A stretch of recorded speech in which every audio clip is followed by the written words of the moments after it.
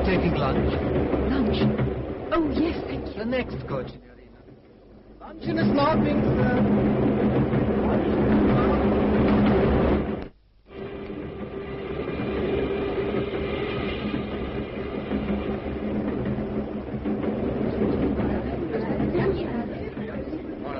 Signorina? Yes, please.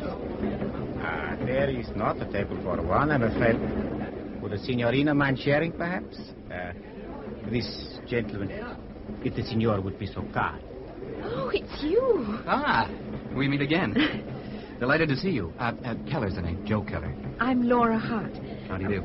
Look, before we go any further, I must thank you again for helping me this morning. Oh, that taxi driver you mean? Think nothing of it. I know those guys of old. Your English ones are wonderful, but the eye ties can be grasping. You're telling me? Incidentally, what did you say to him? Nothing that a young lady should hear. I guess I better tell you a little bit more about myself. I'm from Galsworthy, Pennsylvania, and I work for a newspaper. Well, I'm from England, as you know. I'm just traveling abroad for fun. Well, actually, it's a sort of convalescence. Nothing serious, I trust. I had my tonsils out. Doesn't sound bad, I know. But they were rather large tonsils. The surgeon who cut them out said they were the biggest he'd seen this year. Well, what do you know? And where are you for? For? Oh, I'm going to Lienz. Oh, that's fine. So am I. We'll be able to see something of each other. Have you made a reservation yet? No, I don't need to. I'm staying with my brother. He's vice consul. Ah, corps diplomatique. Is he now? Well, Charles is only a vice consul. That's almost the lowest thing you can be. He comes under the British consul in Innsbruck, and he's under the ambassador in Vienna. Is that so? And you, are you traveling for pleasure, too? No, I'm not, no. Like I said, I'm a newspaper man. I move around looking for things to happen. When they start happening, I start sending cables. A special correspondent? No, not as important as that. I'm on a roving commission. I have a nose for trouble. My editor thinks I have, which amounts to the same thing. The fact is, I had a piece of luck to start with. And that's what matters in the newspaper business. You remember what Napoleon said? He said such a lot of things. He said he liked lucky generals. Same with editors. My editor calls me Lucky Joe. He tells the other boys all you got to do is watch where Joe takes his vacation. Something's bound to happen. A race riot, a revolution.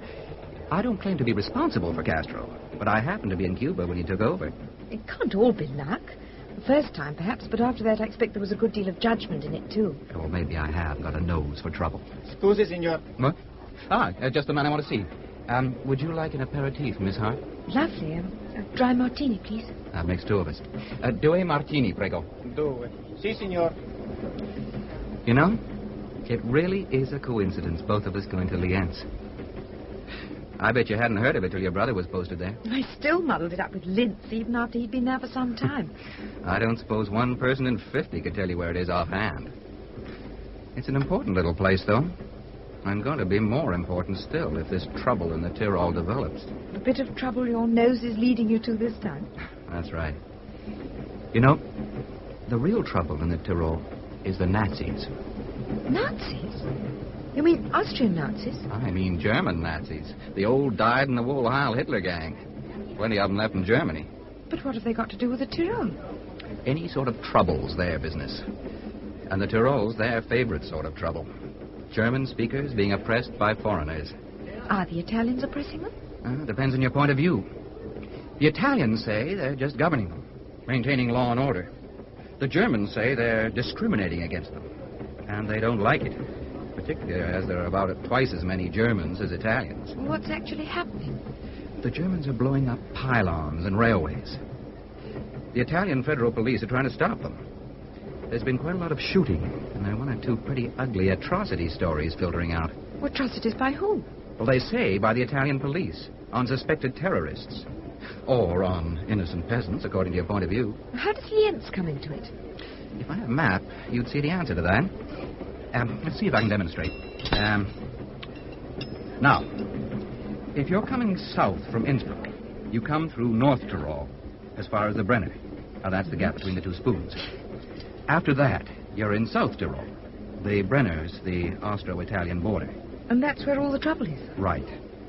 But if you go east from the Brenner, which you can't because there are too many mountains in the way, but come a bit further south to Brixen, which the Italians call Bressanone. Mm-hmm. That's the pepper pot. And then go east. You get back into Austria. Austria sticks down a lot further there. Now, that's the new province of Lienz. But what's special about it? I mean, lots of countries jut out into other countries. Well, what's special about it is this. Lienz is pretty well cut off from the rest of Austria. There are two ways in. One's up the Drava from Villach. And that's not much of a road. It doesn't really lead into the main part of Austria. The main road's from the north. That's over the Großglockner, one of the highest main roads in Europe. And it only needs one good fall of snow to block that. So most of the year, an Innsbrucker who wants to get to Lienz goes over the Brenner, which is always open, and through Italy. And now he can't. Well, he can, but it's very much more difficult. When the trouble started, Italy imposed special visas and a lot of new restrictions, tightening up customs formalities and so on. If the situation gets worse, they may close the Brenner altogether. Then Lienz is out on a limb. I see. That's why a few months back they handed them over a bit of autonomy. They control their own landers police and security now, and communications. It only needs one real incident on either side of the frontier, and the situation could go up in smoke. Ah, here are our drinks. Cheers. Cheers.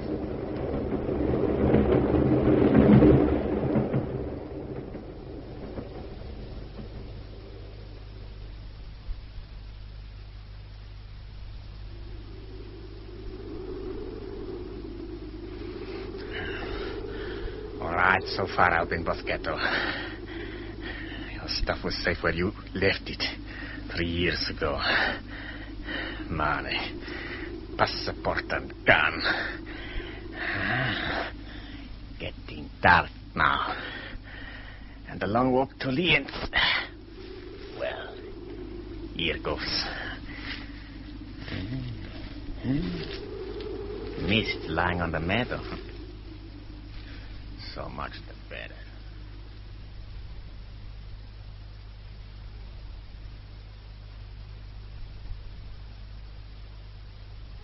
More coffee, Laura? No, thank you, Charles, dear. I've had an enormous breakfast. Oh, it's wonderful to be here. Such a lovely morning. I'm glad to see your op hasn't spoiled your appetite. Always were a guzzle-guts, weren't you? Truly brotherly remark. Are you going to your old consulate now? Yes, must, I'm afraid. I'm glad you're feeling all right, though, because we're going to have a rather crowded program. We've got Herr Humboldt coming to dinner. He's the Hofrat. Goodness. He accepted the invitation some time ago. Oh, I fancy he'd like to get out of it now. Why? Well, he's got rather a lot on his hands. Bundesminister Franz Miller, roughly the equivalent of our Home Secretary, is coming here from Vienna tomorrow, bringing a cardinal bishop with him. He's a local boy from the Tyrol. The militia's turning out in force. The bishop's going to bless a new set of colours, which Miller will present to them. It'll be the biggest show they had in Lienz for years. Oh, your invitation card for the parade, by the way. How grand. Guest of the diplomatic corps. Mm. What's this big red bird at the top? Looks like an eagle. Or is it a dove? Oh, a bit of both, I'd say. Humboldt's bringing Helmut Angel. Who's he? Well, he's a good climber. He drives a French racing car very well indeed. And he has a chance of being in the Austrian team for the international winter sports. In England, I suppose, he'd be described as a playboy. You're not trying to put me off him by any chance? Heavens, no. You're old enough to make up your own mind about people. Now, I must be off. You're sure you'll be all right? I shall be fine. I'm going for a walk this afternoon. Don't go wandering off into the mountains. I wasn't intending to wander any further than the nearest shops.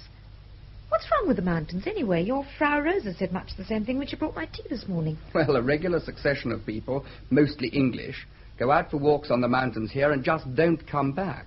What happens to them? They're usually found at the bottom of precipices. Oh, how awful. Well, don't worry, Charles. I shan't run any risks of that sort, I promise you.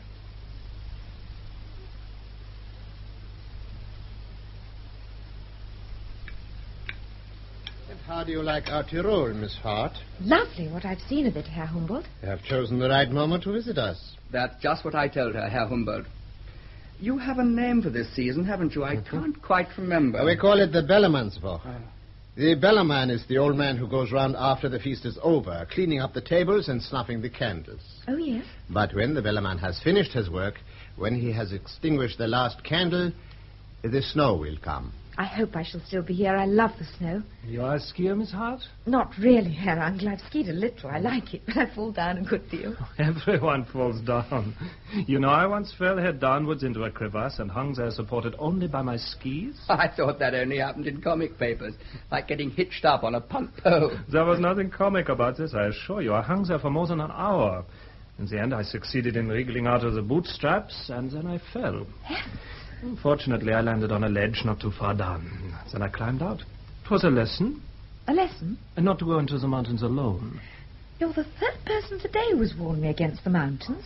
Both my brother and his housekeeper seem to think I should wander off into them and never be seen again. You should not disregard the warning, Miss Hart. There are wild men in the mountains. They live in caves like beasts. Occasionally we have a drive to clear them out, but they live close to the frontier and have only to cross it to be safe. Many of them are Italians. There was that woman tourist only last February, the one they found under a rock. I apologize, Charles. It's not a very pleasant conversation for the dinner table. How are your preparations going forward for tomorrow, Herr Humbert? They are complete. Do you anticipate trouble? There will inevitably be trouble, Mr. Hart. Trouble with crowds coming to and from the square. Trouble with traffic, with the extra security measures we shall have to impose. The safety of a Bundesminister and a Cardinal Bishop have been entrusted to us. No, I really meant racial trouble. I couldn't help noticing a slight increase of rowdiness. You know, slogans on the walls, that sort of thing. There's a subversive Italian element in Lienz. It is small, but troublesome. I have sometimes suspected that it receives support from our political opponents. Have you really got a troublesome Italian minority here, Herr Humbert? What do you mean, Miss Hart? I meant that national minorities sometimes get blamed for a lot of trouble that has nothing to do with them. Really, Laura? We form a sort of useful whipping boy. Or a scapegoat.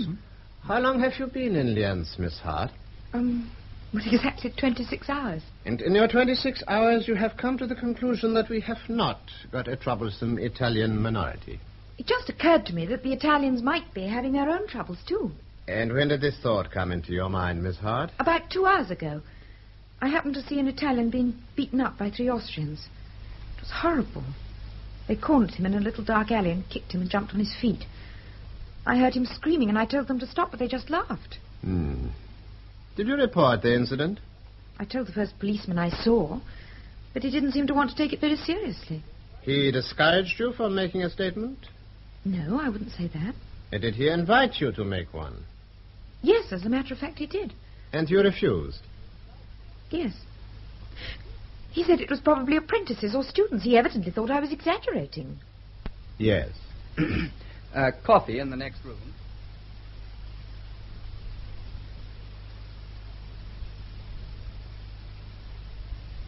Good night, Helmut.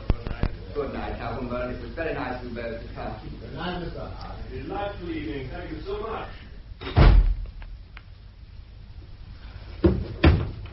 Really, Laura? I'm sorry, Charles. I can see I'm not cut out to be a diplomat. But you must admit he provoked me. I thought you provoked him. He treated me as if I were a child. Well, he's got a lot on his mind just now. Such as what? Well, there really has been trouble over the South Tyrol, and it could turn quite nasty. What I don't understand is who's making the trouble. South Tyrol belongs to the Italians, yes? Well, it doesn't belong to them. It was awarded to them after the First World War. They were on our side in that war. But they were against us this time, so why didn't they have to give it back? Well, the only people they could have given it back to were the Austrians, and they were on the losing side, too. I think it's horrible trading countries across tables as if they were counters. I'm going to bed. I suppose there's no truth in the rumour that the trouble's being stirred up by ex-Nazis? I don't think so. Who put that idea into your head? An American called Joe Keller. I met him on the train.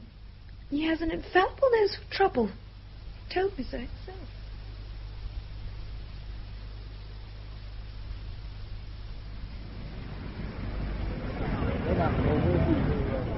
Hey there. Miss Hart? Oh, it's you, Mr. Keller. Good to see you. You going to the parade? Yes, I'm meeting my brothers there. Join me in a cup of coffee first. I'd love to, but do you think we ought? It's due to start at 11 and it's 5:02 now. Ah, it's a full-dress military shebang. There'll be half an hour of forming line and marching and counter-marching before business begins. You got a ticket for the VIP seats, I guess? Row C, wives and ladies of the diplomatic corps. And I have a press pass, so that's all right. Plenty of time for a cup of coffee. Let's sit outside. Make the most of the sun whilst it lasts. Waiter. Zwei Caffeine, bitte. Ja, mein Herr. Zurück. 'Tis lovely out here in the sun. Not a cloud to be seen. Not in the sky, no. Why, do you think... Oh, good morning, Herr Uncle. Good morning, Miss Hart. I shall see you at the parade. Certainly. The speeches will be dull for you, but it will be a fine spectacle. Sorry, I didn't have time to introduce you. Oh, it's okay. I have a feeling I know that guy anyway. Helmut Uncle? Of course. Mountain climbing, ski jumping, racing cars. Yeah, all the really expensive ways of breaking your neck. If you've a lot of money to spend, that sounds quite a healthy way of spending it. Oh, sure. A great boy. Zwei Kaffee, mein Herr. No, thanks. Sugar? Thank you. He's, interested in politics, too, I'm told. Helmut is? What sort of politics? Does the, Tiroler Bodenbund mean anything to you? Or the name Bergisel? Nothing at all. I don't even know who Bergisel is. Oh, fame, how short thy span. Short as the memory of man. Bergisel was a battle. Oh, dear. It was one of the greatest victories ever gained by irregular troops over a regular army.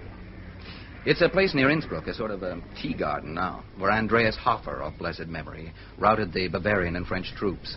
Is he the gentleman with the beard they've got all the statues of? That's him. And when did it all happen? Oh, 150 years ago, just about. Oh, well, you couldn't expect me to know about a thing like that. People around here know about it. They've got long memories in these parts. Whenever something happens which they regard as a threat to the Tyrol, the historic Tyrol, Andreas Hofer burnishes up his arms. And people like your friend Helmut either join the Bergisel Bund, which is respectable, or the Tiroler Bodenbund, which is more fanatical. Really? Well, he isn't my friend. I met him precisely once at dinner last night. All the same, I could hardly help liking him. He was such a pleasant contrast to our other guest. Who was he? Herr Humboldt. The half-rat? That's right. Well, now. What I wouldn't have given to be there. Now, that's a man who's come a long way in a short time. And knows it. How did he get to Lienz? Oh, it's an old rule of politics. When a subordinate gets ambitious, you send him off to rule a distant province. The Romans thought that one up. Sometimes it works all right. Out of sight, out of mind. Sometimes it backfires. The proconsul gets up such a head of steam in his own province, it blows him back into power in the capital. He didn't strike me as the sort of man who would be likely to make a mark in history. How come? Well, he's such a little man. Most of the trouble in this world has been caused by small men. Napoleon was 5'2". Hitler was 5'3". Oh, hey, we better be moving or we'll miss the parade.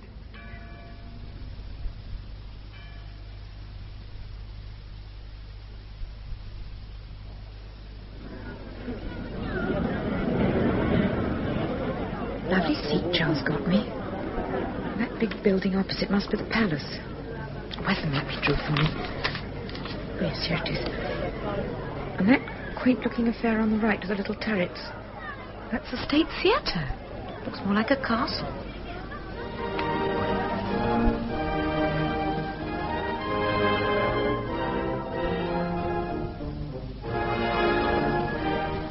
There's old Humboldt on the platform, stiff as a poker. Cardinal Bishop's a fine-looking man.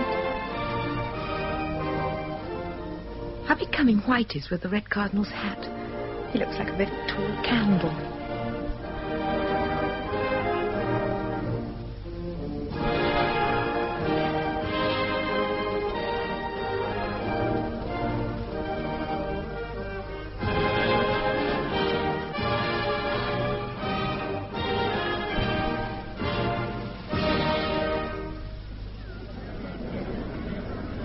Shan't understand much of the speeches. Wish my German was better. Here goes Humboldt now. Liebe Einwohner von Lienz, wir sind heute stolz und glücklich, unseren hochverehrten Landsmann, seiner Eminenz, den Kardinal Bischof Humbert, in unsere Mitte.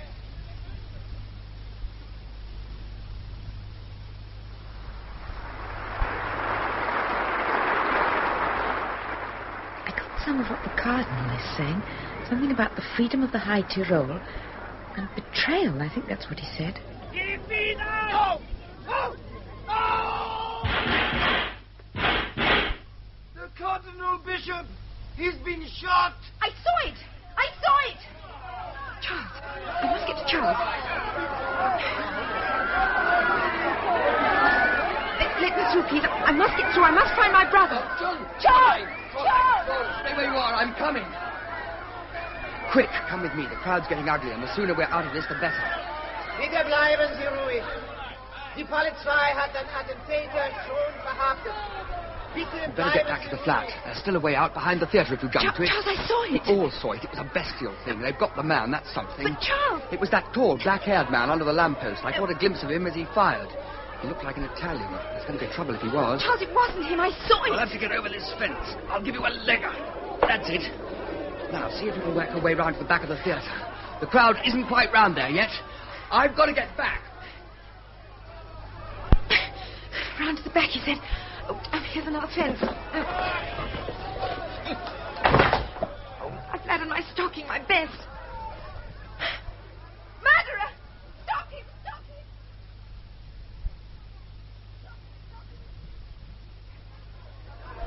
That fair man! Stop him! Stop him, I tell you! He came out of the theatre by a little door at the back. What is wrong? What is it in German? Der Junge, that's it, der Junge, das Blond. What is happening? Oh, it's you, Miss Hart. Oh, Helmut, thank heaven you've come. It's that fair-haired man pushing through the crowd. Oh, look, never mind him. We must get out of here before they start getting rough. Come on. But listen. Come on, my car's just around the corner.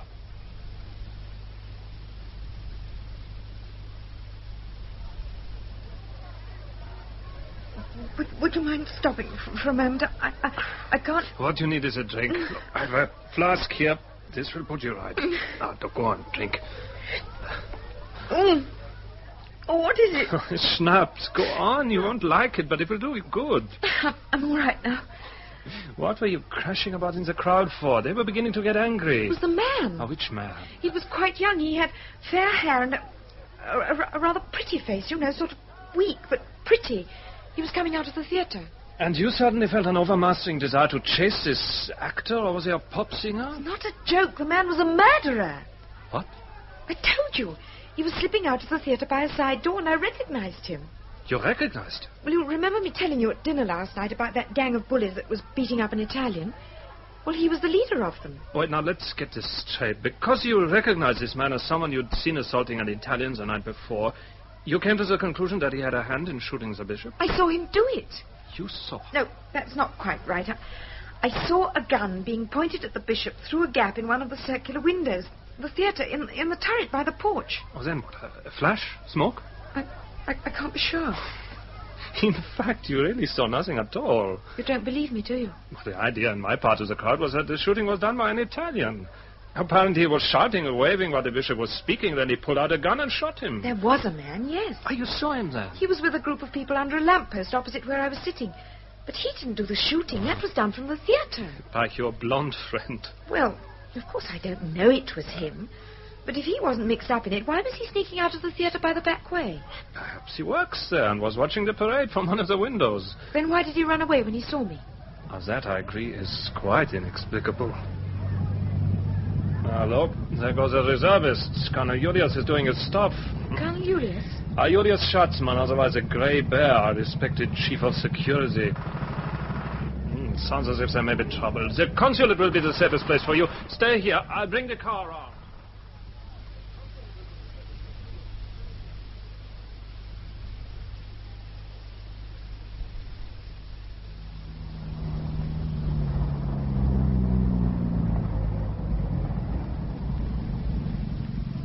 Now, would you like me to come up with you? No, I shall be all right. Thank you very much. Frau Rosa will look after me. If you do want me for anything, please telephone me. I shall be honored to, please. Here's my card. It has my telephone number on it. You've been very kind. There's just one more thing. You know, I think it would be wiser to forget all you may have seen or may not have seen in the square. Eyes play strange tricks. And your brother did say that you'd been ill. Auf Wiedersehen. Goodbye.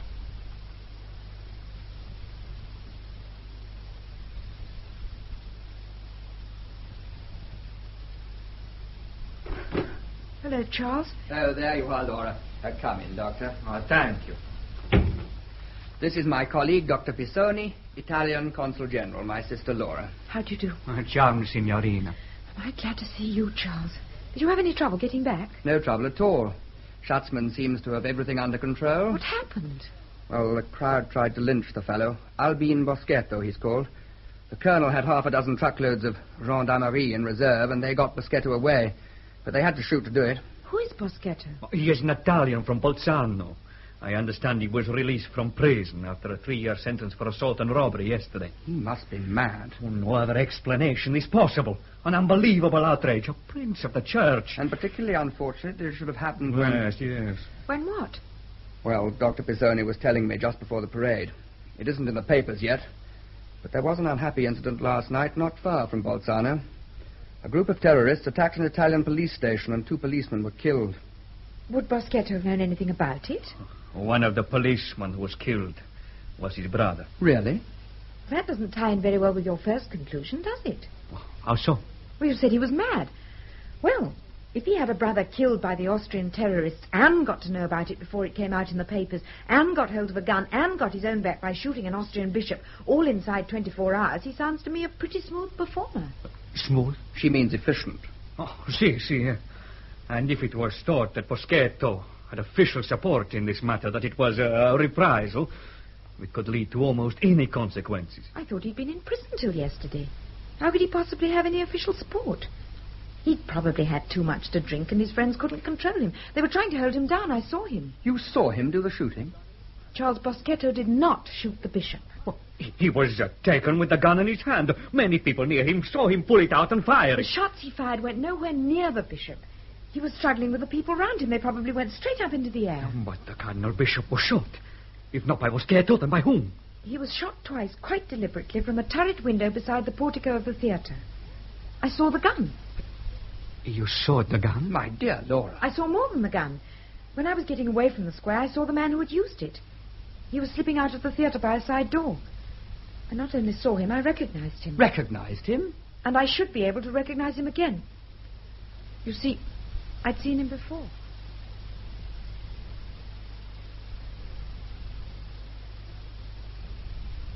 More pudding, Charles. Charles, dear, more pudding. Sorry, Laura. I was looking at the weather. It's snowing harder than ever now. Maddening that the summer's gone so quickly. I mean, only 2 hours ago at the parade it was so gloriously sunny. It's not only that. One of our chaps is coming out from Vienna. If he doesn't get stuck on the Grossglockner, that is. Who is he? Well, his name's Evelyn Fines. He used to be at Ankara. What does he do? Well, he calls himself a commercial counsellor. I suppose you mean he's something quite different. Well, actually, he's our cloak and dagger expert. Secret Service, do you mean? That's the sort of thing. He's a very experienced fellow. I rang the ambassador to ask for him immediately after I got back to the office. I thought he might be a useful man to have around if anything starts. Anything involving us, I mean. What sort of thing, Charles? Well, I've no idea. At the moment, it's a sort of private fight between the Austrians and the Italians. Dr. Pisoni is taking it very seriously, and so is his government.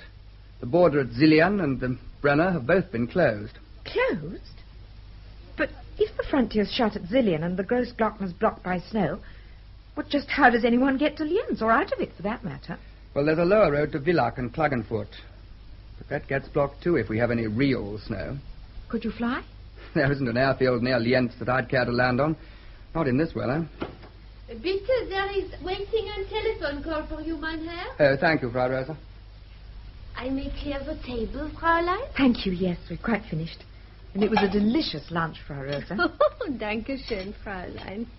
Here, let me help you with those. What a shame the snow has come so soon. Ja, Fräulein. Now the summer is gone. The fine weather is over.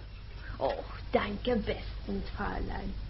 I take away the dishes, put in more wood for the stove. You'd better get your hat and coat, Laura.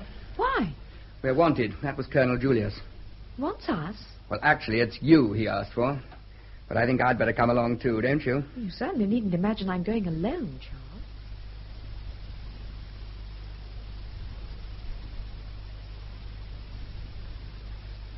It is most good of you to come, Miss Hart. Mr. Hart. Please sit here, facing us. Thank you. Allow me to present two of my staff, Inspector Moll and Dr. Kippinger.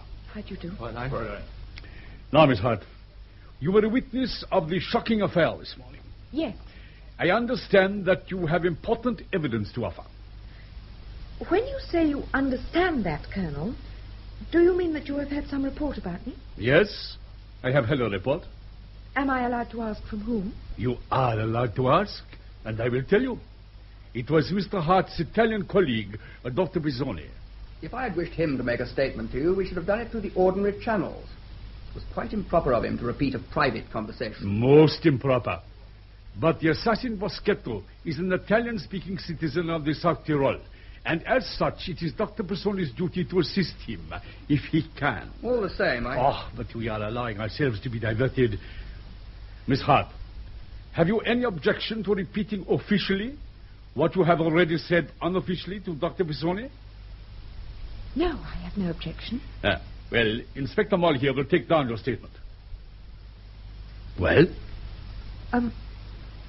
Just before the shots were fired, I happened to be looking at the theatre. There are 3 circular windows in the left-hand turret. The left hand as you look at it, that is. Yes? As I looked at the lower one, it opened a fraction, and I saw the barrel of a pistol come through. What color is the paint round the window? What? I'm not sure. Yellow, I think. Why? You were sitting, 30 yards away from the window? The paint is dark green, in fact. It opened a fraction, and you saw the barrel of a pistol coming through. Saw it, and were able, in a flash, to identify it. Oh, really, Miss Hart. How did you identify it? The light was reflected from it. And if light is reflected from an object, it follows that it must be a pistol barrel. I have quite exceptional eyesight. Most exceptional. Did you see the bullets leaving the gun and flying towards the bishop? Of course not. Forgive me, Colonel, but I think you'd be well advised to take my sister's story seriously. She certainly saw something, and it is an odd coincidence that it should have happened when it did. I think it should be investigated. If I did not take it seriously, I should not have asked you to come here. And the story has been investigated to the best of our ability. I shall hope to be able to convince your sister that what she saw was an optical illusion, an effect of light and shade, not a reality at all. Inspector Moll, be good enough to tell Miss Hart the result of your investigation so far. Immediately after the shooting, I ran across to the center of the disturbance, under the lamppost. 3 men were hanging onto a fourth, Boschetto. And Boschetto had actually in his hand an automatic pistol, which the others were preventing him from firing.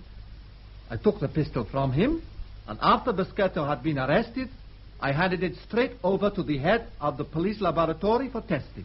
Proceed, Inspector. I made a thorough search of the scene, and 1 bullet was found embedded in the woodwork of the pillar, about 8 feet up from the base. I cut out a small cubic section of that woodwork containing the bullet and handed it over to Dr. Kippinger here, who is in charge of our forensic science department. I have the bullets here. This I designate A. It is the bullet which lodged near the spine of the Cardinal Bishop. It was taken from the body by our pathologist, Dr. Krauss, and you will see that he has identified it by his initials on the envelope. And this one I designate B. It is the bullet handed to me by Inspector Moll. Had he taken it out of the wood? No, it was still embedded in the wood, which it had penetrated in an upward direction. Oh, how do you know that? Our Inspector Moll is a careful policeman, Mr. Hart. When he cuts a piece of wood from the pillar, he marks the top. Oh, I see. I just wanted to know. I then fired a bullet from the gun, which had been removed from the prisoner Boschetto. The bullet was fired into a closed box and recovered. I placed it with Exhibit A in a comparison microscope, and I have here photographs. They are 6 times enlarged. Come and see. There are marked similarities if you look closely. They do look alike, certainly. In fact, Doctor, you're telling us that the 2 bullets, one of which was lodged in the body of the bishop, and one of which struck him in the shoulder and ended up in the pillar behind him, that they were both definitely from the gun taken from Boschetto.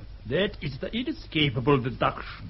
You must, I think, see the force of this, Miss Hart. I suppose so.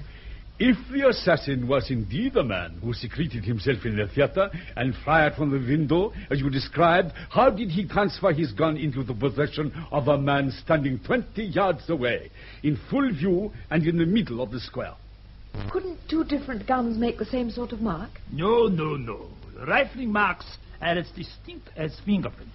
Reflect also that the first bullet lodged in the pillar 8 feet above ground level. The window is what? I have not measured it exactly, but should we say 10 feet up? For the bullet to have struck the bishop in the shoulder, he must have been about 9 feet high. Unless it was deflected. Possible, but unlikely, don't you think? Well, has anyone looked at the window to see if it has been tampered with? Inspector? No, Colonel. You've got us out, Miss Hart. We attached so little weight to your story that we did not take the very elementary step you have suggested. It can easily be remedied. We will all 4 of us go along there now.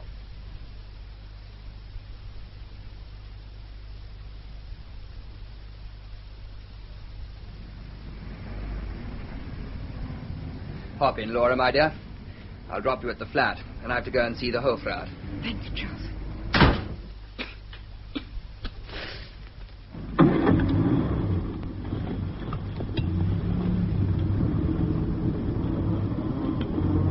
You're very quiet.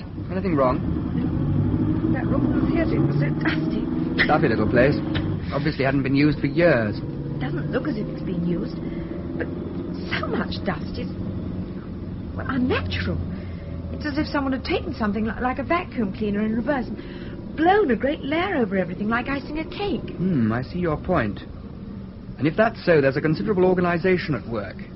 To plant a man in that room with a gun that somehow matches the bullets in Boschetto's gun... And gets him away afterwards, spreads all that dust about, and swears the caretaker.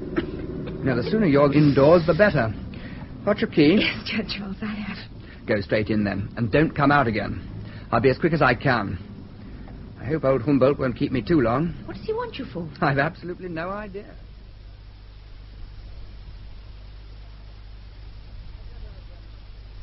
Sit down, Mr. Hart. Oh, thank you. I gather that you're now convinced that the story being put about by your sister has no foundation in fact? I'm not sure that I've reached any conclusion on the point yet. You have been shown the evidence. I've been shown some evidence. What other conclusion can there be than that His Eminence was assassinated by the Italian Boschetto? I should like to correct the record in one particular. My sister's story, as you call it, is not being put about by her or by me. She talked in confidence to me and to my Italian colleague. For reasons best known to himself, Dr. Pisoni passed the information on to Colonel Schatzman. If anyone has publicized her story, it would appear to be your officials. She has repeated it to no one? So far as I am aware, no. Then how do you account for the fact that one of my personal aides learned of this fiction from Herr Helmut Angel? I imagine he heard it from Colonel Schatzman or Dr. Pisoni. Within 30 minutes of the shooting. Your Excellency, if you and your police are perfectly convinced that my sister's story is a figment of her imagination, why do you attach any importance to it at all? Do you really wish to know, or is the question a rhetorical one? Yes, I certainly wish to know. Just after midday, a private car drove into the inner courtyard just below here. The driver had a pass and gave the name of one of our medical officers of the health department. The sentry knew no better and let him in. It seems he went straight through and out the other side. By chance, the sentry mentioned his name to the guard commander, and he knew that the MO in question was in Vienna. The car was examined, and it contained a timing device and sufficient explosive to bring down this part of the building. Allow me to congratulate you, both personally and on behalf of Her Majesty's government, on your fortunate escape. Thank you. I gave you this information in answer to your question. We are in a very grave state of emergency, and there's only one thing to be done.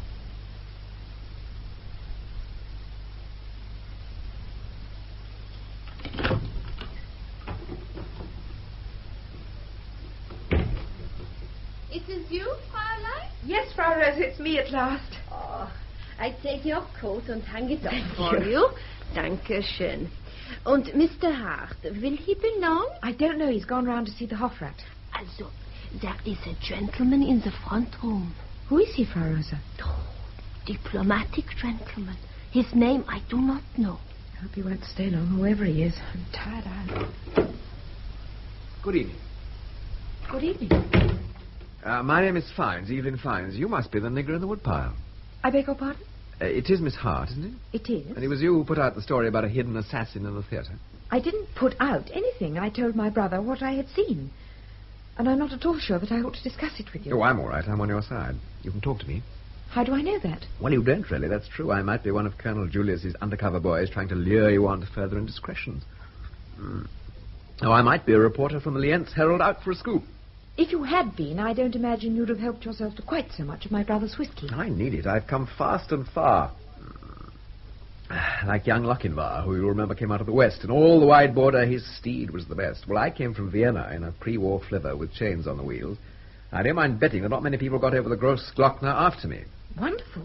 What was all the hurry about? You. Why should Vienna be worried about me? Well, to be honest, I didn't really know. Like the Light Brigade, I never questioned my orders, however fatuous. I gather you're in rather a delicate situation. Have a drink, by the way. Thank you so much. I'd have done it for you, but I expect you know how you like it. And whilst you're at it, a small one for me. Not quite as small as that. Thank you. Please don't give it a thought. A delicate situation, you say? I'm afraid I can't see it. I expect you haven't really tried yet. Ah, yes, that must be it. Humboldt, you know, is three-quarters of a great man. He's got patience, drive, and imagination. He's a good organizer, and he's ruthless. The Austrian government think they sent him out here to get rid of him. I shouldn't be at all surprised if Humboldt didn't arrange the whole thing. Lienz is an ideal base for an unscrupulous man. For months at a time, it's very difficult to get at, particularly if the Italian border's shut. Accessibility, that's one of the drawbacks of your up-and-coming dictator. How? Before he's really got underway with his dictating, some interfering person from higher up comes along and calls time. What could he do, Humboldt, I mean? Well, he could move in and liberate the South Tyrol, join it to Lienz, and declare an independent state. He couldn't do that. Who'd stop him? Italy. Austria. No, Italy. Well, make your mind up. If Italy moved against him, they'd have Austria to cope with, and Germany as well. There are a lot of Nazis in the Tiroler Bodenbund. But how could he do it? Oh, now you're asking. But it's wonderful what you can do when you get people sufficiently worked up. And there's nothing more calculated to get Austrians worked up than shooting a cardinal bishop. He wasn't, well, he didn't seem to be a very saintly man. Yeah, he had a rather rough time in the war. I believe he was one of the few men who was tortured by the Germans and the Russians. Oh, horrible. Either the thing was unpremeditated and Humboldt is grabbing his chance with both hands, or he organized the whole thing. The chap who was supposed to have done the shooting, Albin Boschetto, he was only 2 days out of jail. It wouldn't have been impossible either to indoctrinate him or to strike a bargain with him. He didn't kill the cardinal. I was coming to that. You could easily be right. If I'd organized a drunken jailbird to shoot at someone, it was pretty essential for him to hit him. I don't think I'd take his marksmanship for granted. So I think I might have a second gun posted in the wings, just to make sure. Then you believe me? I think so, yes. Oh, thank heaven someone does. But it doesn't solve your problem, which is that everyone else in Lienz is not going to believe you. Every time you open your mouth, you're going to be branded as a dangerous agent of counter-revolution.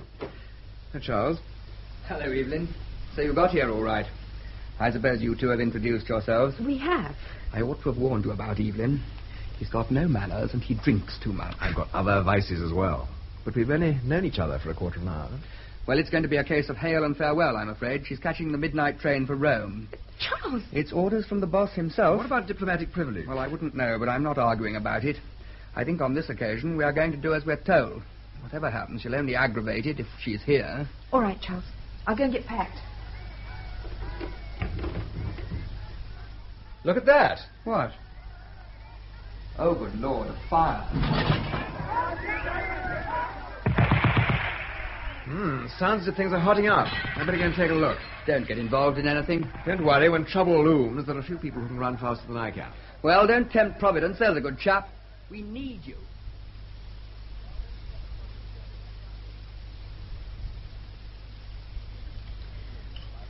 He's been gone ages. What on earth can have happened? Oh, he'll be all right. Get on with your dinner, there's a good girl. You've a long journey ahead of you, remember? Say I remember. Evelyn, we didn't wait dinner. Hope you don't mind. That's all right. What was happening out there? It's quite a party. Can I have some of that delicious soup? Of course. Thanks. Well? Thanks. Well, the crowd set fire to the Italian church. Oh, good Lord. The police seem to have had orders not to interfere. Not too soon, anyway. They fired a few shots into the air to show their zeal. A fire engine arrived and got turned over. And the only person who made any real attempt to keep the peace was Radler. The socialist? I don't know about his politics, but he certainly got guts. He climbed onto the fire engine and fairly let them have it. What did he say? And tell them not to be bloody fools. And to go home before somebody really got hurt. The fire was nearly out by then, and it started to snow again. I don't think there'll be any more trouble tonight. I hope not. We've got to get Laura to the station.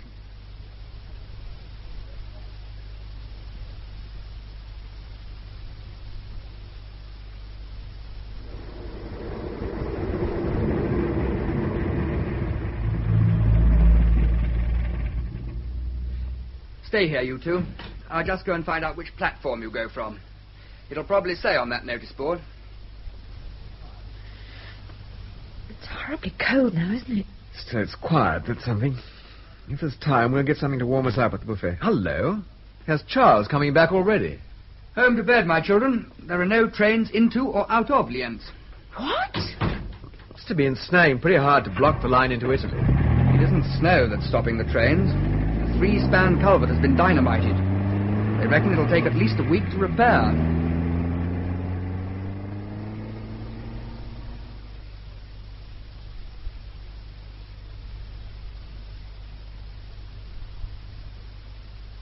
Right, Helmut. I'll be there at 8 o'clock.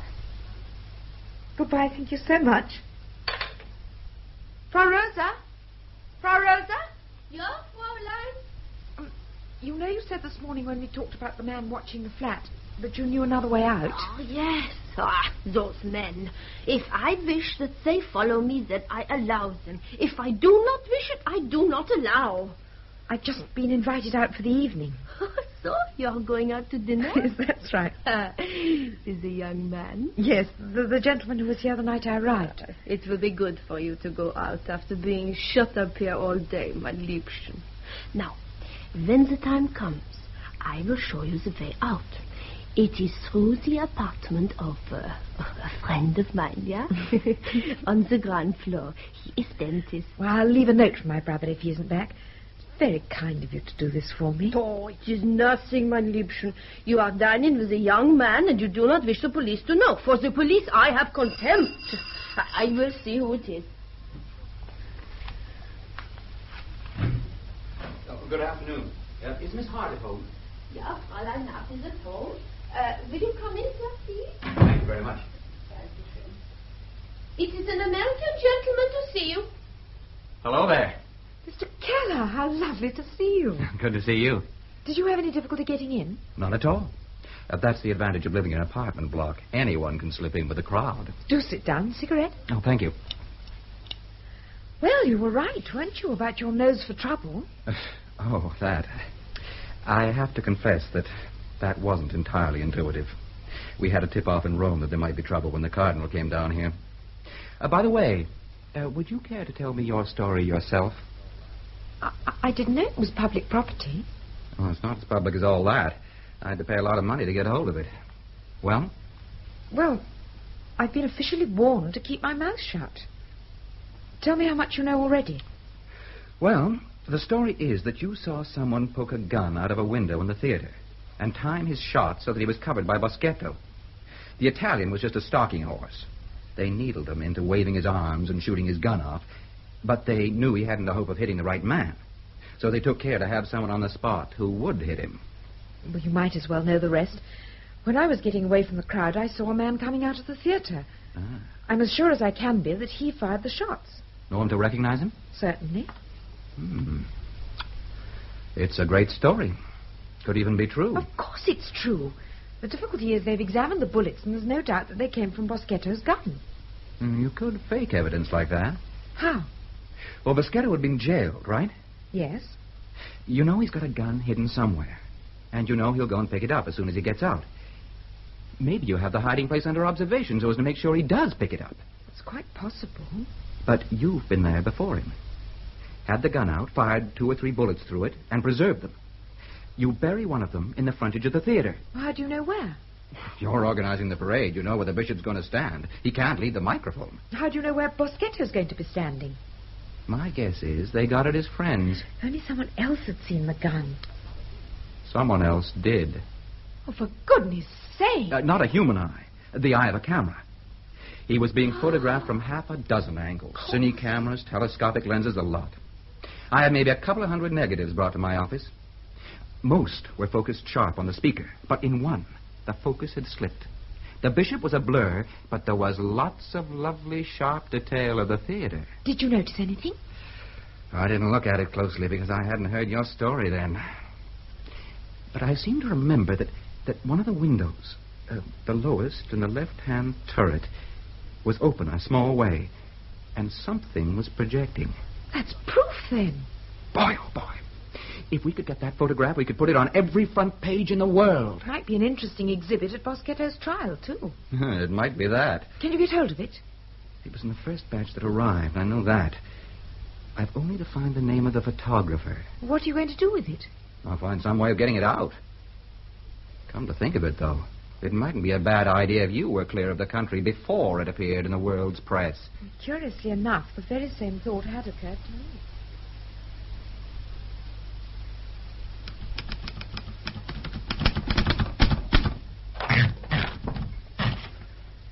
Dear Department, the situation here has deteriorated since my last telephone communication on Thursday.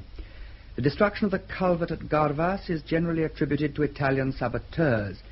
This, coupled with the snow which is still falling, has isolated Lienz almost completely from the rest of the outside world. Herr Radler, leader of the socialist opposition in the Landtag, has been placed under protective custody.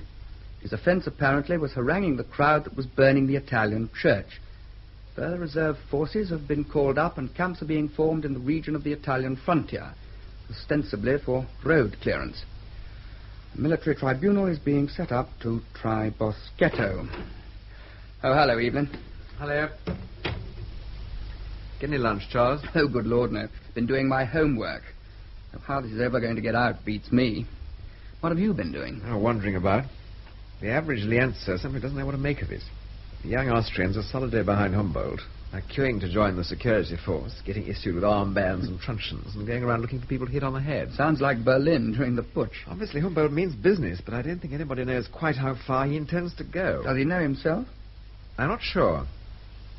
He could be a thoroughgoing Nazi-inspired pan-German fanatic with backing from Munich and Bonn. Or he might just be mad. Oh, incidentally, my Italian colleague, Dr. Pisoni, decided to surface this morning. Did he indeed? What did he want? Well, he dragged me off to the prison while he interviewed Boschetto. Interesting, was it? Well, at first it was just the stereotyped question-and-answer affair. Yes, Boschetto had been well treated after he'd been rescued from the crowd. Yes, he'd heard about the death of his brother. He seemed remarkably unmoved, I thought. He agreed that he'd been carrying a gun for his own protection. He said many people in Austria did the same. What else? Well, this is the interesting bit. He's been given a lawyer to help him prepare his defense. Apparently this character has advised him to speak with absolute frankness about his accomplice. Has he an accomplice? Well, he wouldn't say. But I rather think that was because I was there. What's the time? 7:45. Oh, good heavens. We must be getting back to the flat. Laura will be wondering what's happened to her.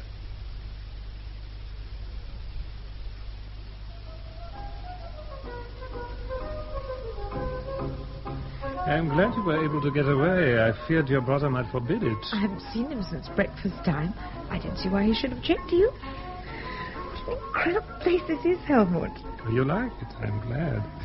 It is one of my favorite places of Winterhouse. What is it exactly? It's a private club for people with the same enthusiasms.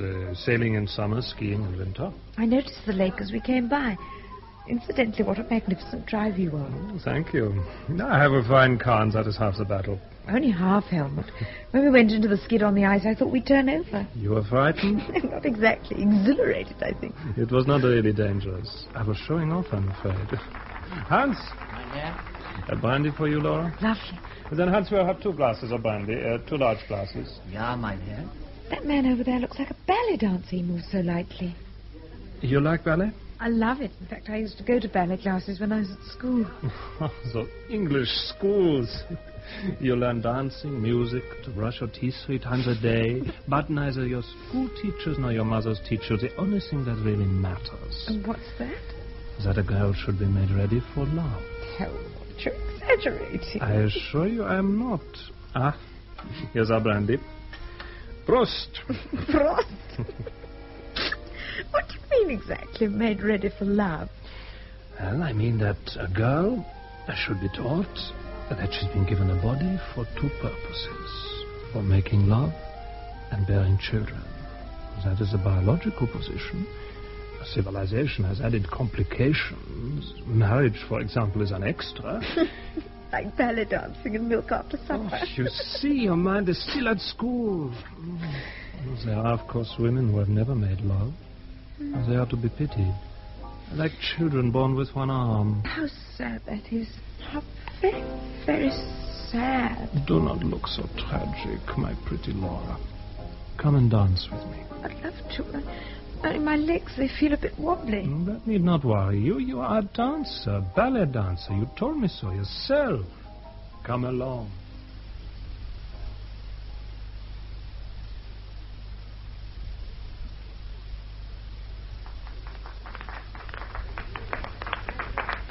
Could we go back and sit down now, please? Why, certainly. It's terribly hot in here, isn't it? There seems to be a disturbance outside. Excuse me for one moment. I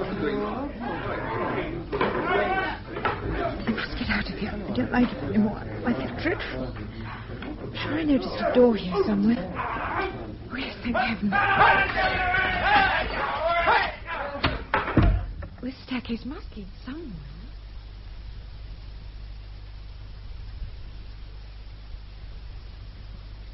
Just a lot of doors with numbers on them. What an odd room. Nothing in it but a sort of telescope. But there's no window. What can it be for? Wait, it's focused on the table where we were sitting. There's Helmut come back. He looks rather bothered. What else can I see? Fair young man. One who murdered the bishop. I must get out of here. I must get out. Can I help you, Fräulein? Quiet. You are very pretty, Fräulein. I will find a quiet room for us. Let us go of her. He's in the castle. That's quietened him for the moment. Now, quick, out of the window. Don't dither. It's not a long drop. The car's over there. Come on. I'm going to be sick. There's no time. They'll be round here in a moment. Get in. There's a chap running down the steps. Hey, you! Catch!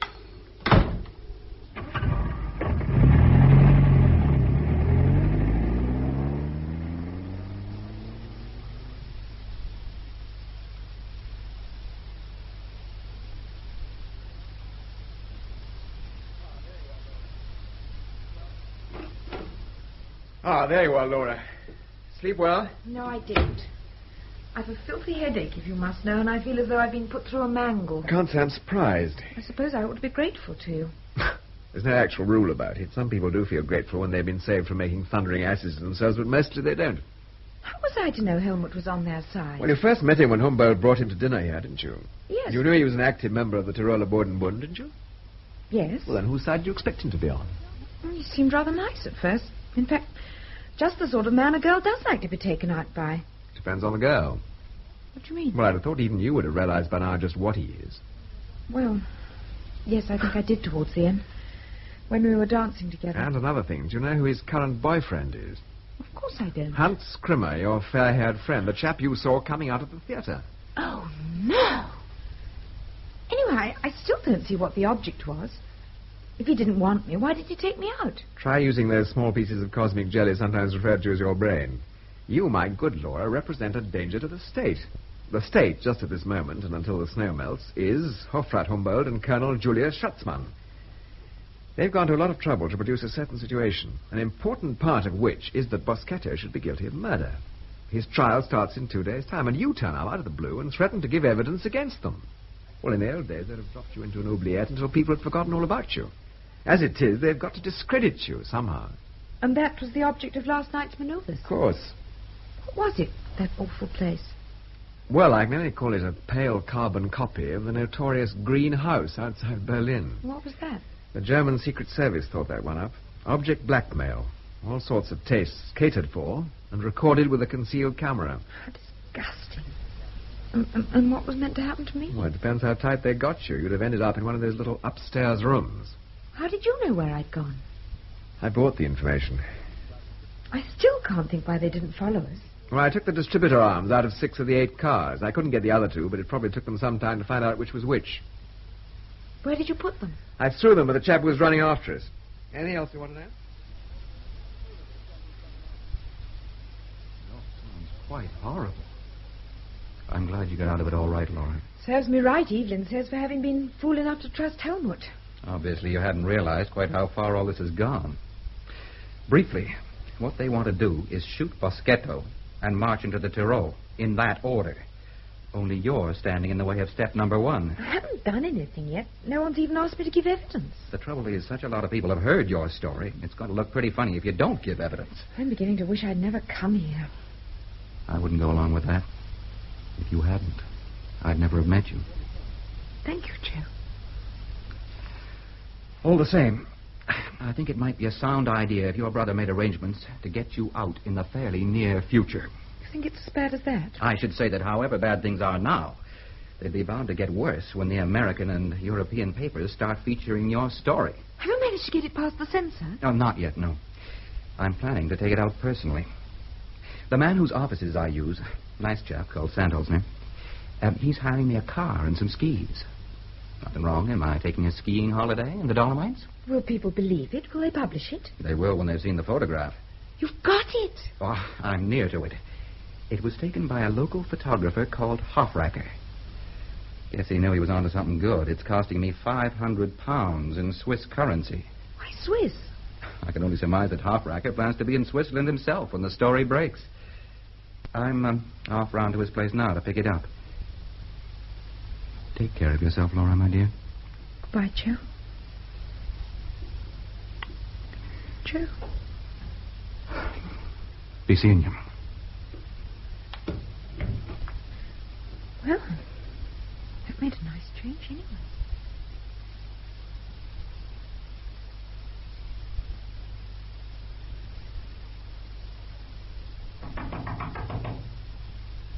Herr Sandholzner, are you there? Come in, Herr Keller, come in. You look upset. Did it not go according to plan? Not exactly, Herr Sandholzner. When I got there, the studio was empty. Everything had been burned. Photographs, negatives, the lot. And Hofracker had been murdered. Murdered? His body was hanging from a hook behind the door. But his neck had been broken from behind. What did you do? There was nothing I could do for him. So I sneaked out again and made my way back here by a roundabout route. I wasn't sure whether I was being followed or not. Someone brushed against me in the darkness, but it was a child, and he ran on. When I got into the elevator to come up here, I put my hand in my pocket and found this. Poor Hofracker must have guessed they'd be after him. So he did this to make sure I'd get it. So this is the photograph. Yes. Yes, it is very convincing. Well, I don't imagine that the police will attempt any official action. They would fear the publicity. They must know that if this photograph appears in a single foreign paper, it blows them and their scheme sky high. Possibly they will have seen the negative. In any event, they will go to great lengths to get it back. An organized brawl or a knife in the ribs? Yeah. Skip the details. But not, I would guess, before tonight. These things go better in the dark. So you had better go now, Herr Keller. Yeah. I have arranged all, the car, the skis, in the name of Peter Mauger. I have even a visiting card in that name. Here it is. Who is Peter Mauger?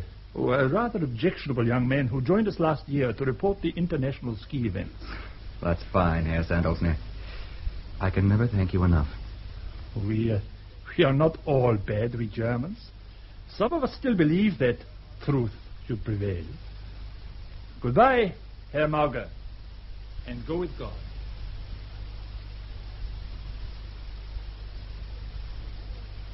Quarter to 10. Everyone's very late this morning. What can have happened to them?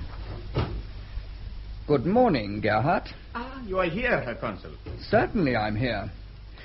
May I point out that it's now 9:15? My regrets that I'm late. I have been round to find out what's wrong with the typing stuff. And what is wrong with them? Gertrude has a migraine. Rosa has boils. I'm sure they'll be all right in a day or two. I suppose we get on with opening the post. But first, Herr Consul, I must tell you.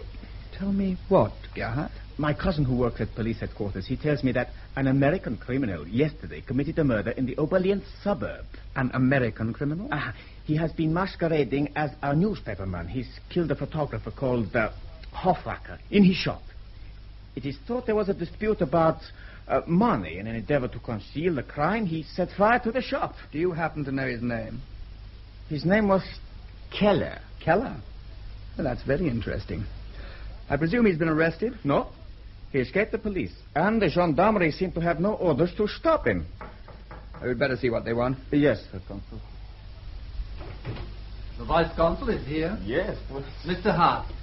Good morning, Inspector Moll. What can I do for you? I have a message from the Hofrat. You are to accompany me immediately to government headquarters. Well, well. I'm always at the disposal of the Hofrat.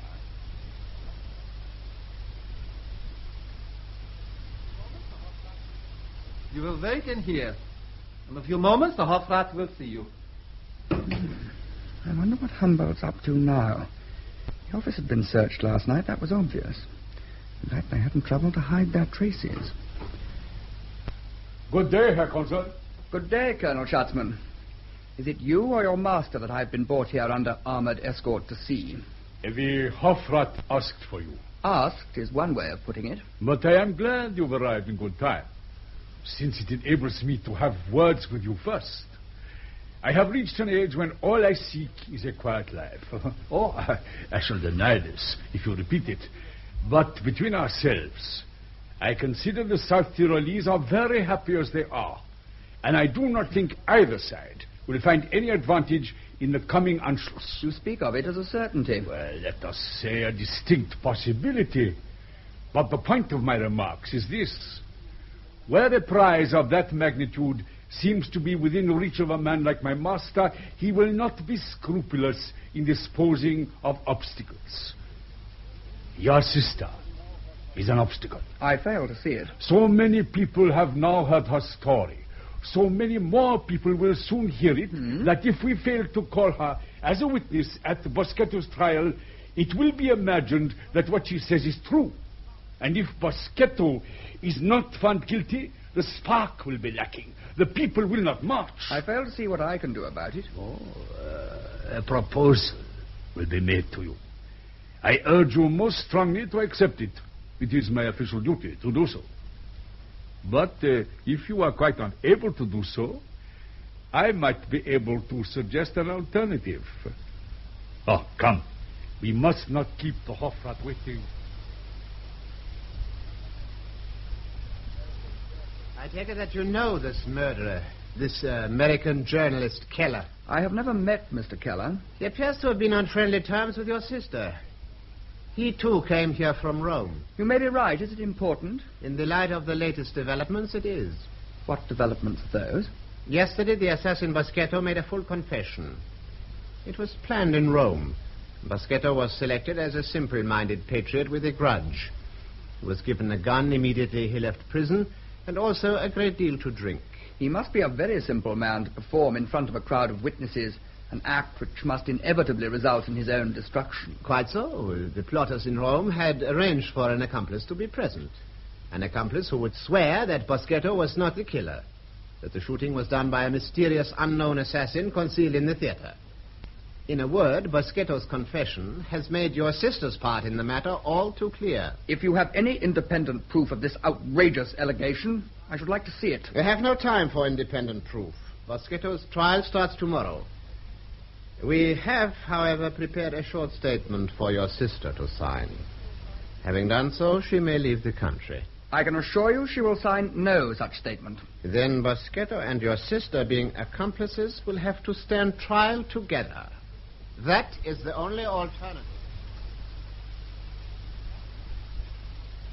Why shouldn't I sign this confession of theirs? I could always deny it afterwards. It isn't only that I'm against signing things that aren't true, but I'm far from certain that they'd keep their part of the bargain. Once they'd got your confession, they'd think up some reason for keeping you here and putting you on trial, too. What do you think I ought to do then? You've got to get out without Humboldt's kind help. Evelyn's out now seeing if he can make any useful contacts.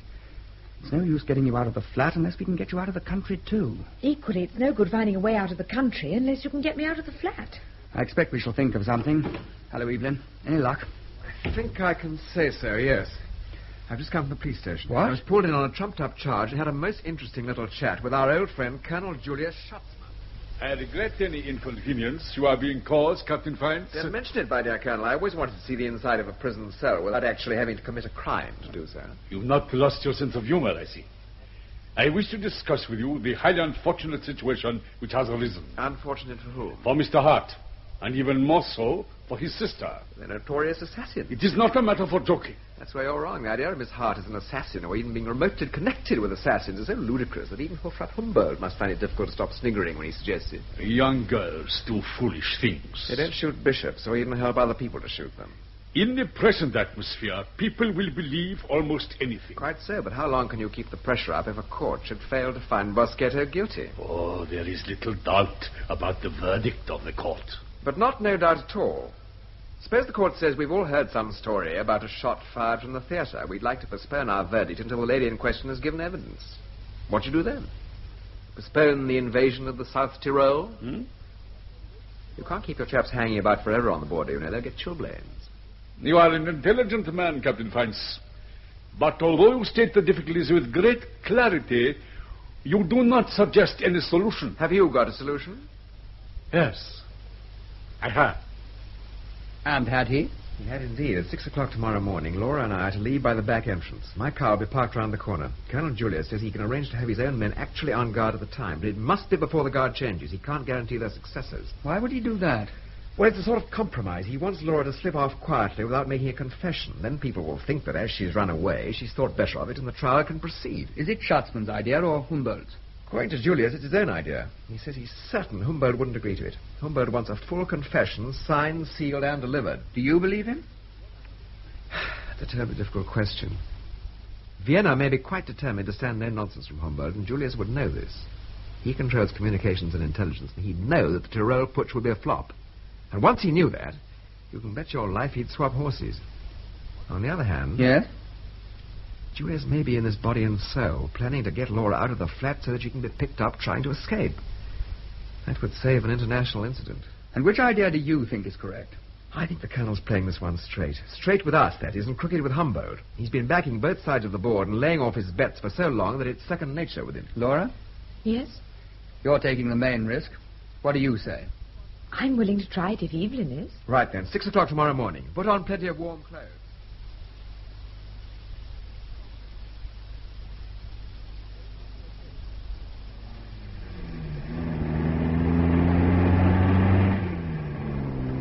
So far, so good. Yes.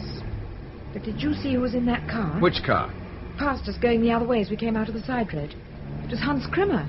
And I'm certain he saw me. So am I. Did you see who was driving? No, I was looking at Krimmer. It was an old friend of yours, Handsome Helmut. They were on the police posts. Now, the posts have been fixed. What they'll probably do is to turn round and come straight after us. Helmut fancies himself as a driver, doesn't he?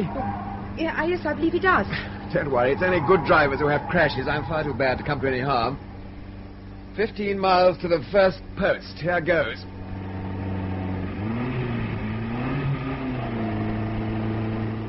Luckily, no one could go very fast on this stretch. Is it like this all the way? More or less. The road keeps to the left bank of the river. So long as we keep to the road. What did you say? Nothing. What happens when we get to Oberdrabert? We go straight if they let us, and on to Mountain. But I doubt if we shall get that far. Why not? Well, the Plurken Pass has been snowed up for weeks. We leave the car in Mountain and find a man called Rudy who'll take you across into Italy. Look. What? No, don't look. What's the matter? There's another car behind us. I'm pretty sure it's Helmut's. Damn and blast. I thought we'd dodge them. You sure? Yes, I can see it now, coming up fast, too. If I had a car like his, I could drive fast. Could we get off the road and up into the forest? No, they'd see our tracks in the snow. Can you still see them? No, they're behind that dip at the moment. Right, I'll pull her off the road.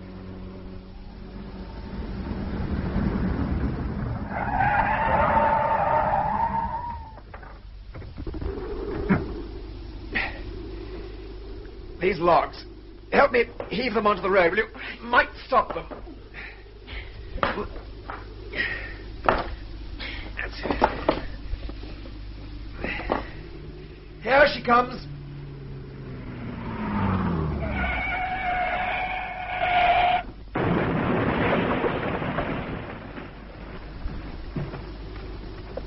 Heavens! Gone over the edge. And it's a 500-foot drop. I don't care about Grimmer. Sorry about Helmut. Well, we'd better things to do and be sorry. Help me put these logs back as near as possible like they were. Why? Well, it may have escaped your attention, but we've just ridden off the ruler's right-hand man and the right-hand man's #1 boyfriend. We're not out of Lienz yet. If you want to be charged with double murder, I don't. That looks all right. I'll shovel some snow on top. Yes, and if I roll this boulder down onto the road, it'll look more like an accident. Pass me that stick to leverage up, will you? Thanks.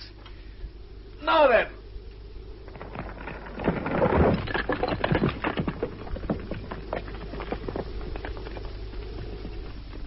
Now, get back in the car. We've quite a way to go.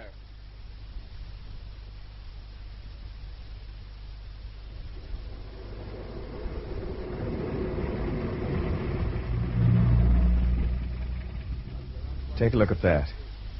That Italy? Frontier runs along the top of that ridge. How far? 6 or 7 miles, the crow flies. If we were crows, we could be in Italy in about half an hour. An inspiring thought. What do we do now? Park the car and walk to Rudy's farm. We should be all right if the snow isn't too deep. What happens if it is too deep? You have a remarkable flair for asking unanswerable questions. Presumably we shall sink into it and stay there in a state of suspended animation until next spring. When the snow melts, they will find us clasped in each other's arms. I can hardly wait. Oh, come on. We haven't got all that much time.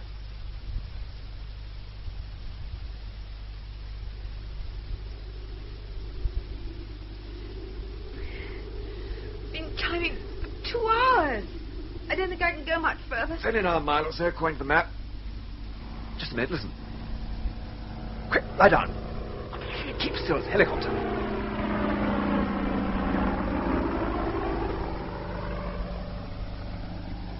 They saw us. I don't know, I don't think so. Thank God for the trees. If we'd been in the open, they couldn't have missed us. Now, come on, we've got to hurry. I can't go any faster, really, and I can't. We've got to get under cover before that flying mousetrap gets back. Look, you can see the roof of the farm. It's all downhill now. Thank God for that.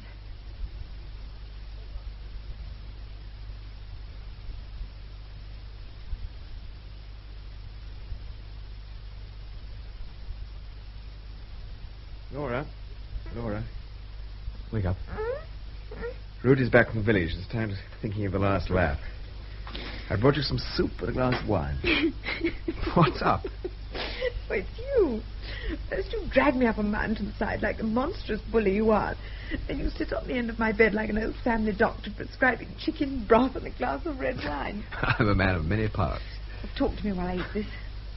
Are you coming with me, by the way? As far as the frontier, yes, and I shall go back and hold your brother's hand. Did you enjoy your job, Edith? Not very much. But intelligence work's anything I was trained for. I'd have thought it was fun. Well, the novelty wore off. I didn't volunteer. I was drafted into every damn silly outfit in the army. I was dropped out of aeroplanes, landed from submarines, went for long circular tours in the desert. Oh, it might have been fun to start with, but I was never very brave. And any courage I started with had evaporated long before the war was over. Courage can't evaporate. I'm telling you the truth, the whole truth, and nothing but the truth. Now, why I should bother, except that you look so curiously attractive, lying there with your hair like a bird's nest. If we stop talking for a single moment, you'll find me right in there beside you. What was I saying? You were talking about courage. Yes. Courage. That's what people don't realize about courage. You can use it up. It's like the capital you inherit when you're 21. You think it's going to last forever, but it doesn't. Once you've used it, it's almost impossible to replace. What is it, Rudy? Pardon, gnädiger Fräulein, but can you get ready now? Yes. I thought you weren't going till dusk, Rudy. It is my son. He saw you arrive. My wife has just told me he ran down to the village. I fear he's raising the alarm.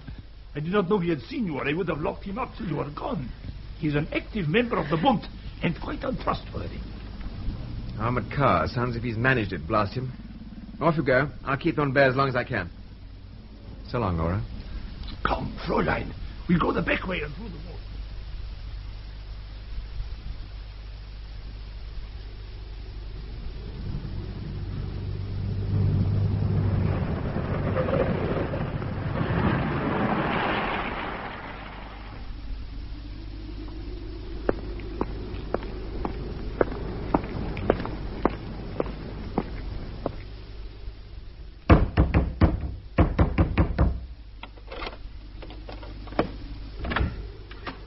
parachute troop.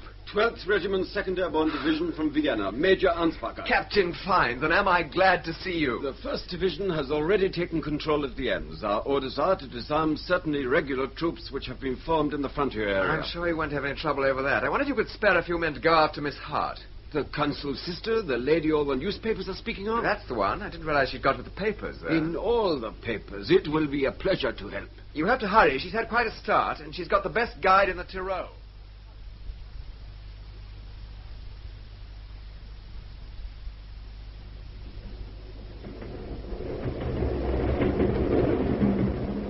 Joe, it was good of you to come and meet me at Tolmezzo. Shouldn't let the heroine make a solitary entrance into Rome now, could I? Here, take a look at this. A photograph. And an awful picture of me. Oh, it's the snap I gave to a friend in Rome before I left. They got to town in the article, all right. Listen.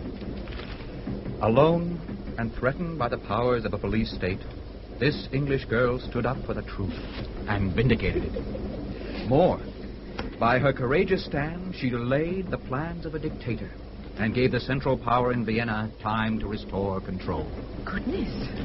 The safety of the South Tyrol lay in her small hands, and she did not let it fall.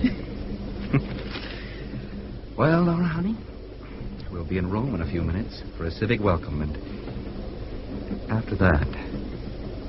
Yes, Joe? Will you do something even more heroic? Marry a newspaper man?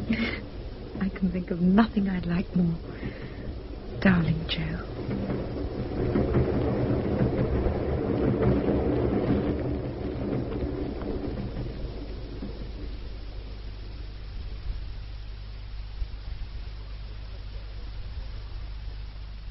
That was Prunella Scales as Laura Hart in After the Fine Weather, adapted by Cynthia Pughe from the novel by Michael Gilbert. The rest of the cast was as follows. Colonel Schatzman, Philip Lieber, Joe Keller, Ronald Wilson, Boschetto, Michael Goldie, Charles Hodgson, Alfred Humboldt, Malcolm Hayes, Helmut Angel, Gabriel Wolfe, Dr. Pisoni, John Baddeley, Frau Rosa, Elizabeth Morgan, Evelyn Fines, Peter Howell, Sandholzner, Frank Partington. Other parts played by members of the BBC Drama Repertory Company. The play, which was recorded, was produced by Betty Davis.